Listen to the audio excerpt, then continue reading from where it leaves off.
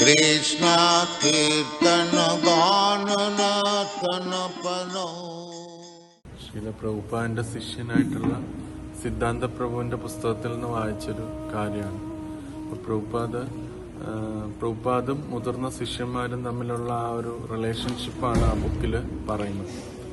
അപ്പോൾ അതിൽ തമാൽ കൃഷ്ണ ഗോസ്വാമി മഹാരാജ് പറഞ്ഞ ഒരു ഇതാണ്,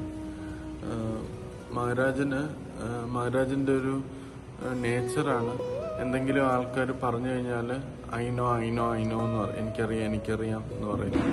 അപ്പോൾ പ്രഭുപാദിന്റെ അടുത്തും ഇങ്ങനെ പ്രഭുപാദ് എന്തെങ്കിലും ഒരു നിർദ്ദേശം കൊടുക്കുമ്പോഴും ഉടനെ ഈ മഹാരാജ് അറിയാതെ തന്നെ ഇത് പറഞ്ഞുകൊണ്ടിരിക്കും, എനിക്കറിയാം എന്നുള്ളത്.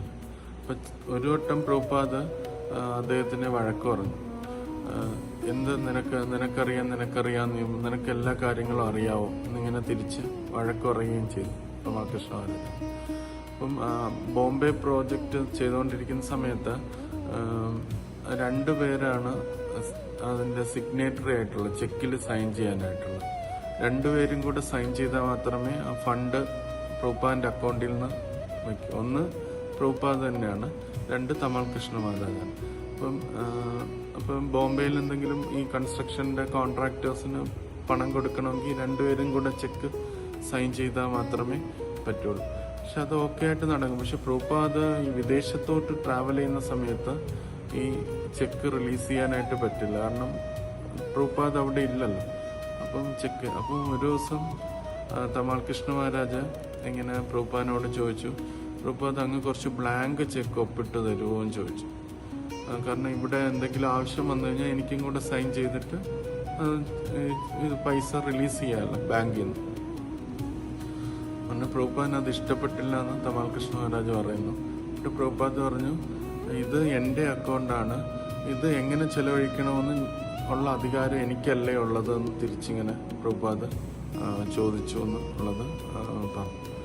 അപ്പോൾ പ്രഭുപാദിന്റെ ഉദ്ദേശം വെച്ചാൽ അത് പേയ്മെന്റ് വേണമെങ്കിൽ ലേറ്റ് ആയിക്കോട്ടെ, പക്ഷെ ഞാനും കൂടെ വന്നത് കാര്യങ്ങൾ എന്തൊക്കെയാണെന്ന് മനസ്സിലാക്കിയിട്ടേ ഞാൻ അത് ചെക്കിൽ സൈൻ ചെയ്യൂ, അല്ലാതെ നിന്റെ ഇഷ്ടത്തിന് അത് എടുക്കാൻ പറ്റത്തില്ല എന്നുള്ള രീതിയിൽ പ്രഭുപാദ് അതിനകത്ത് പറഞ്ഞു എന്ന് തമാൽ കൃഷ്ണ മഹാരാജ് പറഞ്ഞു.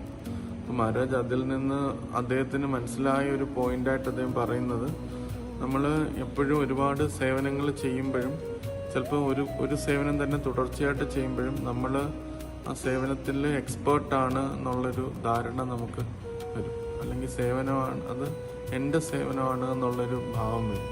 പക്ഷെ ആക്ച്വലി എപ്പോഴും ഞാൻ ഒരാൾ തന്ന സേവനം ഞാൻ ചെയ്യുകയാണ് എന്നുള്ള ഭാവമാണ് എപ്പോഴും നമ്മളെ സേഫായിട്ട് നിർത്തുന്നത്. അല്ലെങ്കിൽ നമ്മുടെ ആ എല്ലാം എൻ്റേതാണ്, അല്ലെങ്കിൽ എനിക്കറിയാം ഞാൻ എന്നുള്ളൊരു ഭാവത്തിലേക്ക് നമ്മൾ കടന്നു പോകും. അപ്പം അതാണ് പ്രഭുപാദിന് പൂർണ്ണ വിശ്വാസമാണ് തമാൽ കൃഷ്ണ മഹാരാജനെ. പക്ഷെ ആ ഒരു മനോഭാവത്തിനെ തിരുത്താൻ വേണ്ടിയാണ് പ്രഭുപാദ് പറഞ്ഞത്, എൻ്റെ അക്കൗണ്ടാണ്, അതെങ്ങനെ ചെലവഴിക്കണമെന്ന് എനിക്കല്ലേ അറിയാവുന്നതെന്നുള്ളത് അവിടെ പറഞ്ഞതെന്ന് തമാൽ കൃഷ്ണ മഹാരാജ് പറയും.